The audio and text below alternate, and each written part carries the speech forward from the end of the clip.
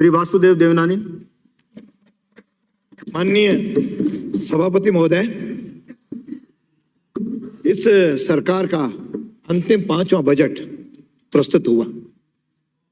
इस बजट के बारे में कौल एंड शक्दर ने कहा है कि संसदीय लोकतंत्र में आय व्यय का विवरण एक पवित्र और महत्वपूर्ण दस्तावेज है। हर लोकतांत्रिक सरकार का राजधर्म है कि बजटीय घोषणाएं उसी वित्तीय वर्ष में पूरी हों। मुझे बड़ी पीड़ा है, ये राजधर्म इस सरकार के लिए अधर्म बन गया है। पहले तो मुख्यमंत्री ने राजस्थान के इतिहास में पिछले बजट का पृष्ठ जोड़कर पढ़ना एक घोर लापरवाही वह राज्य के संसदीय इतिहास को कलंकित कर दिया है। जो बजट जैसे गंभीर गोपनीय दस्तावेज के प्रति लापरवाही बरते, वह जनता के प्रति कितना लापरवाह होगा कल्पना नहीं की जा सकती। नैतिकता के आधार पर मुख्यमंत्री को अपना पद छोड़ देना चाहिए ताकि इस प्रकार की लापरवाही भविष्य में कोई सदन का नेता न करे। माननीय सभापति महोदय, मुख्यमंत्री ने कहा कि 4 वर्षों के कुल 2722 घोषणा बिंदुओं में से 85% से अधिक धरातल पर उतरी हैं। यह सरासर झूठ और जनता के साथ धोखा है। एक सर्वे के अनुसार केवल 49% पूरी हुई, 51% तो अभी अधूरी पड़ी है। सत्र 22-23 की बात करूं, उसमें 1029 घोषणाओं में से केवल 33% पूरी हुई, बाकी का कोई पता ठिकाना भी नहीं है। वर्तमान बजट कैसे लागू होगा? आपके कार्यकाल का तो समय केवल 5 महीने रह गया है, उसके बाद तो आचार संहिता आएगी, आप कुछ कर नहीं पाओगे। केवल ये लोक लुभावनी घोषणाएं रह जाएंगी जिसको जनता सब समझती है। आपने 2013 में भी बड़ी बड़ी घोषणाएं की थी। नंबर 1 मुख्यमंत्री के बड़े बड़े दावे किए थे, बड़े बड़े होर्डिंग लगाए थे, हर मामले में नंबर 1। लेकिन जनता ने आपकी उस घोषणाओं पे विश्वास नहीं किया और आपको 21 सीटों पर ला करके पटक दिया। और अब कितने आओगे इसकी घोषणा मैं नहीं कर रहा हूं, आपकी सरकार के मंत्री कह चुके हैं। एक फॉर्च्यून गाड़ी में आने जितने होता है उसमें 8 या 9 लोग ही बैठते हैं। आप भी मान रहे हैं कि हमें जनता 9 सीटों तक ही सीमित कर देगी। यह है आपकी हालत। और केवल आपके इस बजट के बारे में बात करें। अब यदि मैं अजमेर की बात करूं, गत बजट में घोषित जिले मुख्यालय पर सावित्री बाई फूले वाचनालय संचालित करने की घोषणा आपने की थी, कहां गई? धरातल पे कहीं है ही नहीं, केवल घोषणाएं रह गई। इवन आपने 2 करोड़ 20 लाख की लागत से मिनी फूड पार्क अजमेर में बनेगा, कहां है? शायद हवा में चल रहा होगा, कहीं कहीं पार्क की कोई दूर तक खबर नहीं। अजमेर संभाग मुख्यालय पर आपने centre for excellence for micro irrigation की घोषणा की थी, केवल कागजों में। बताएं तो सही, 85% कहां है? अजमेर उत्तर विधानसभा में 2 जनता क्लिनिक की घोषणा खोलने की क्रिया थी, आज तक उसका क्रियान्वयन नहीं। 27 करोड़ की लागत से जवाहरलाल नेहरू हॉस्पिटल जनाना हॉस्पिटल में सीवरेज ट्रीटमेंट लगाने का प्लांट का काम शुरू आज तक हुआ ही नहीं। और आपने कह दिया बनेंगी। Pediatric neurology medical institute Ajmer में, PG girls hostel, trauma ward भवन, कायडे मेडिकल कॉलेज भवन, कहां है? कि हवा में। केवल आपने थोड़ी बहुत शुरुआत कर दी। मुझे सब पता है आप जो बोलने वाले हो, ये तो आपके समय गोया कि आप चले गए ना, इसलिए इन्होंने भी ठंडे बस्ते में डाल दिया। इसलिए रघु जी आपके साथ ये हालत हुई है। अब आप गुजरात चले गए और मैं कह रहा हूं कि इसके साथ इस बजट के अंदर अजमेर को बहुत निराशा हाथ लगी। आपका कोई वहां पे नुमाइंदा नहीं। अजमेर के अंदर पेयजल की समस्या बड़ी विकराल बनी हुई है। इस सर्दी के मौसम में भी वहां पे 48 से 72 घंटे में पानी मिल रहा है। इसके निजात के लिए किसी प्रकार की कोई घोषणा नहीं हुई, न कोई इसके इलाज के बारे में सोचा गया।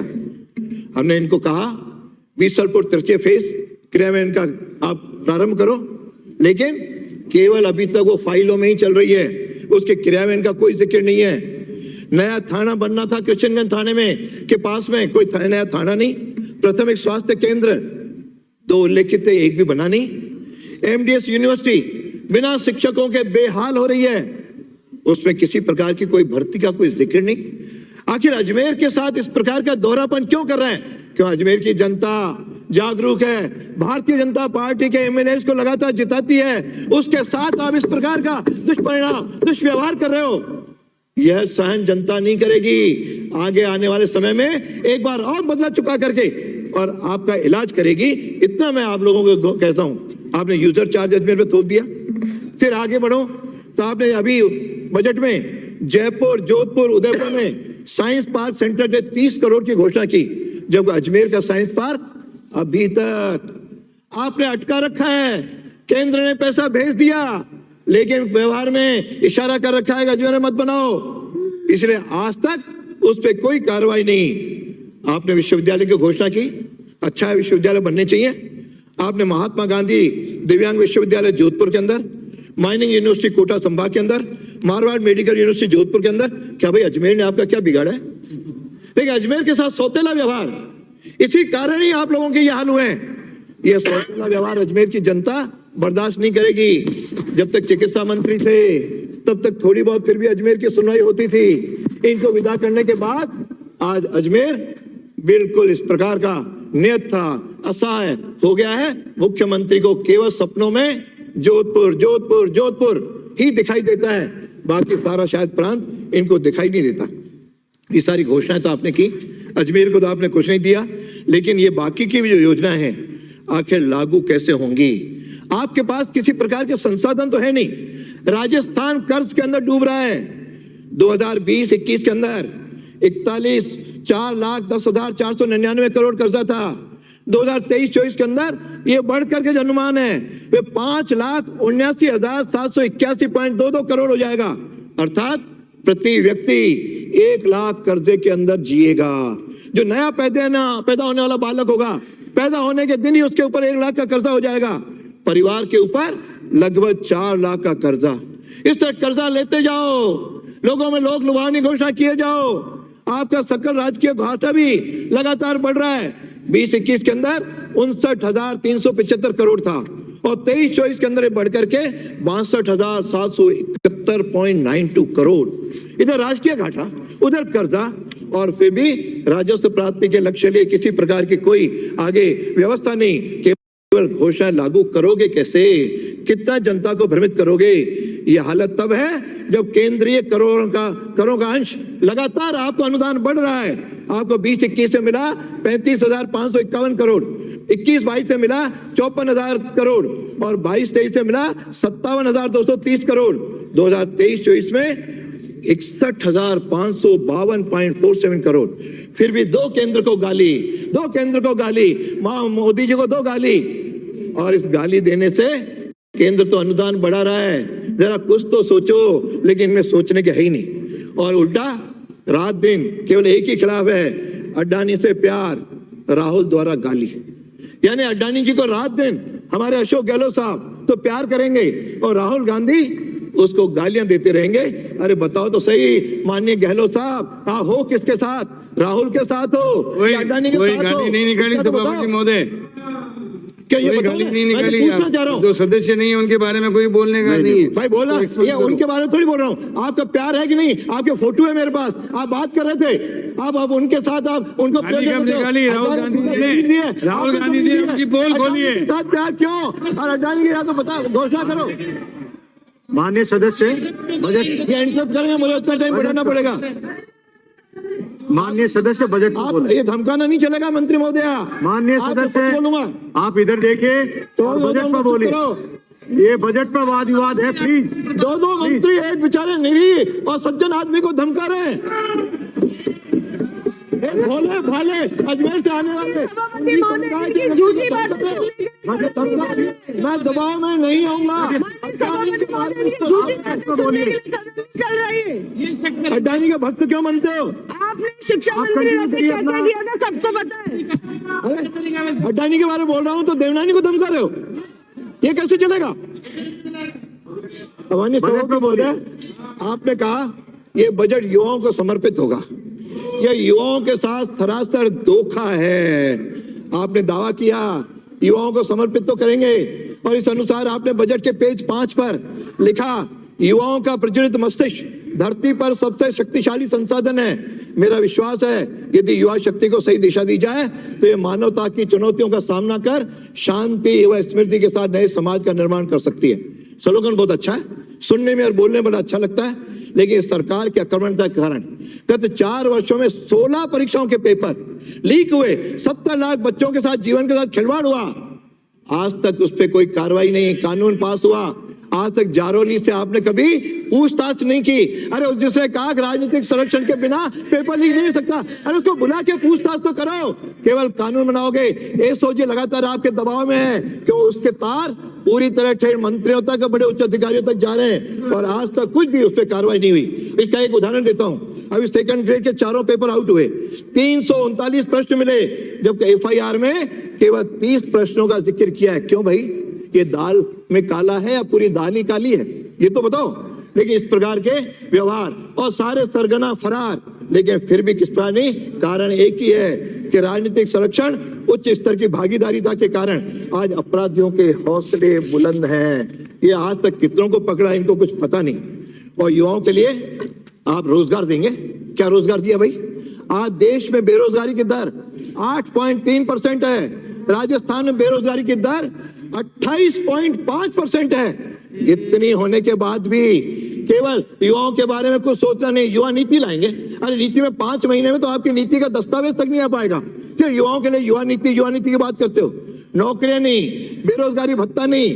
बेरोजगारी भत्ता में 28 लाख लोग बेरोजगार हैं। बेरोजगारी भत्ता केवल 50,000 को मिल रहा है। राजस्थान का हर दूसरा ग्रेजुएट आज बेरोजगार है। आपने बड़ी बड़ी घोषणाएं की थी ना, मैं 2019 का बजट मैंने पढ़ा, उसमें आपने लिखा था कि जितने लोग सेवानिवृत्त होते जाएंगे उतने पद हम भरते जाएंगे। 5 वर्ष के अंदर कितने सेवानिवृत्त हुए, कोई हिसाब है क्या?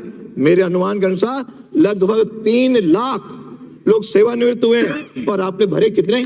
1,42,000। उसमें भी आधे तो हमारी सरकार के द्वारा जो नियुक्त थे उनको आपने केवल प्रमाण पत्र, नियुक्ति पत्र दिया है। इस प्रकार आपके राज में आपका नकारापन के साथ आज आरपीएससी, राजस्थान माध्यमिक शिक्षा बोर्ड, कर्मचारी चयन बोर्ड की भूमिका पूरी तरह संदिग्ध है। और युवाओं के साथ क्या किया? संविदा कर्मियों के बीडी कल्ला साहब की कमेटी बनी, आज तक उनको नियमित करने का कोई हिसाब किताब नहीं। कौन करेगा इनका, कुछ पता नहीं। मंत्रालय कर्मचारियों को आपने बुलाया, बातचीत की, उस बातचीत में से एक भी मांग उनकी आपने स्वीकार नहीं किया। आज आंदोलन की सड़क पे पूरे कर्मचारियों के वाहवाह तो लूट रहे हो। ये वाहवाह केवल अपने ग्रुप के अंदर, अपने वाहवाही केवल सदन के अंदर, केवल एमएलए कर रहे हैं। जनता तो आपकी कोई वाहवाह नहीं करेगी, कोई आपका नहीं करेगा। फिर अभी एक सदस्य कल भी और परसों भी बड़ी घोषणाएं कर रहे थे कि हमारा राजस्थान मॉडल देश को अपनाना चाहिए। अरे राजस्थान मॉडल को तो गुजरात ने नकार दिया। हमारे वहां के प्रभारी बैठे हैं, मुख्यमंत्री वहां के मुख्य प्रभारी थे, लेकिन वहां की जनता ने उसको नकार करके केवल 16 सीटों पे आपको समेट दिया। और यही हालत राजस्थान में भी होने वाली है, आपको नकारने वाले हैं। और राइट टू हेल्थ की बात कर रहे हो, कृपया 2 मिनट में समाप्त करें। कृपया 2 मिनट में समाप्त करें। अब मेरा अभी 15 मिनट मेरे पूरे, मैं डिस्टर्ब हुआ 3 महीने, मैं 5 मिनट लूंगा, उससे अधिक नहीं लूंगा। आज सरकार, आज राइट टू, पहला वक्त हूं, आज राइट टू हेल्थ की बात करते हैं। राइट टू हेल्थ क्या है भाई? सरकारी अस्पतालों के कितने हालत खराब है, न तो वहां डॉक्टर है, न सुविधाएं हैं, न उपकरण है। केवल हम राइट टू हेल्थ की बात करेंगे। और प्राइवेट, आज तो स्थिति ये बनी है कि गहलोत सरकार को तो अपने रिपीट करने के ख्वाब दिख रहे हैं और प्राइवेट हॉस्पिटल को पैसा कमाना है। बीच में दोनों में जनता बुरी तरह पिस रही है। आज जनता को किसी का ध्यान नहीं है। आपने घोषणा की थी कि हम जनता क्लिनिक खोलेंगे।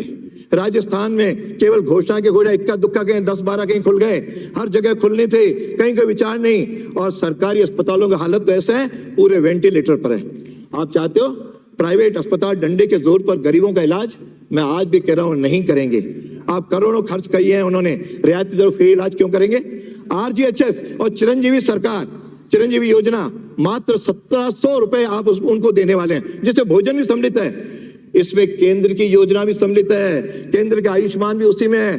केंद्र की सरकार का पैसा और साथ में अपनी केवल वाहवाही, और आपने कहा 10 लाख से 25 लाख कर दिया। अरे आपने 25 लाख कितनों को 10 लाख रुपए दिए ये तो बताओ सदन में। 10 लाख दिए नहीं, केवल वाहवाही लूटने के लिए आपने 25 लाख कर दिया। इसलिए मेरी आपसे मांग है, आपके माध्यम से सभी रिक्त भरो और पूरी सुविधाओं की व्यवस्था करो, तब जाकर के आपका राइट टू हेल्थ लाने का अधिकार है। आज आप दिल्ली और पंजाब का एग्जाम्पल उठा के देख लो। आज किसान बदहाल है, आपने 10 दिन में कर्जा माफ करने की घोषणा की। 3 वर्षों में 1887 किसानों की जमीन कुर्क हो चुकी है, ना उनको यूरिया खाद मिल रहा है। केवल एक दो बात कह के मैं अपनी बात, महंगाई आज प्रदेश के अंदर महंगाई, मोदी जी के खिलाफ आंदोलन प्रदर्शन। अरे आपके यहाँ पेट्रोल डीजल और बिजली सबसे महंगी है, रेट सबसे अधिक है। 9 बार आपने बढ़ाई। 300 यूनिट वालों को आज बिजली पड़ रही है 8 रुपए 30 पैसे से 13 रुपए 34 पैसे प्रति यूनिट दे रहे हैं। शहरी सेस 35 पैसे, विद्युत शुल्क 40 पैसे, फ्यूल चार्ज 35 पैसे, जब 8 पैसे और बढ़ाने के आमद हो। अडानी को 2552 करोड़ रुपए देने के कारण 5 पैसे प्रति यूनिट और बढ़ाने की सरकार तैयार। इन हालत में इंडस्ट्रियां कैसे चलेंगी, कैसे विकास होगा, इसको कहीं नहीं चलेगी। और हमने अंतिम अशांत प्रदेश कैसे वो बनेगा खुशहाल। बजट में नेहरू जी के द्वारा पेज नंबर 9 पे आपने कहा है, शांति के बिना हमारे तमाम सपने मिटकर खाक हो जाते हैं। प्रदेश में न 6 वर्ष की बच्ची न 60 वर्ष की वृद्ध आज महिला कोई सुरक्षित है। जयपुर में हत्याओं की घटना में 15% डकैती, 75% आत्महत्याएं। 3 वर्ष में 15,781 हुई है। गैंगवार हत्याएं, ठीक है, अजमेर, जोधपुर, चित्तौड़, जयपुर में गैंगवार हो रही है, मामले हत्या दर्ज हो रही है। और आज बढ़ोतरी हो रही है। आज 2 घंटे में एक बालिका का अपहरण, 1 घंटे में 2 महिलाएं लापता, देह व्यापार चल रहा है, अवैध हथियारों के बाढ़ लग गई है। अभी किशनगढ़ में बैंक लूटा, डावर सरेआमद है। अभी राजस्थान स्पोर्ट्स काउंसिल के चेयरमैन कृष्णा पुनिया के खिलाफ गिरफ्तारी वारंट जारी हुआ है। मंत्री अंजना के भतीजे को सुपारी देने की बात हुई है। मैं अजमेर की असावती महोदय 1 सेकंड खत्म कर रहा हूँ। सड़कों की बात हुई है, सड़कें बनी नहीं, 22-23 की टेंडर फिर क्या नहीं हुई, 23-24 की घोषणाएं कर दी। आज राष्ट्र इस प्रकार का हिंदू विरोधी सरकार अन्नपूर्णा रसोई का नाम बदल करके इंदिरा गांधी चालू करिए। अन्नपूर्णा के प्रति अन्याय है। पुजारी अंकित नहीं होगा, प्लीज अंकित नहीं होगा। Thank you very much. माननीय सदस्य श्री अमीन खां बोलिए आप। सभापति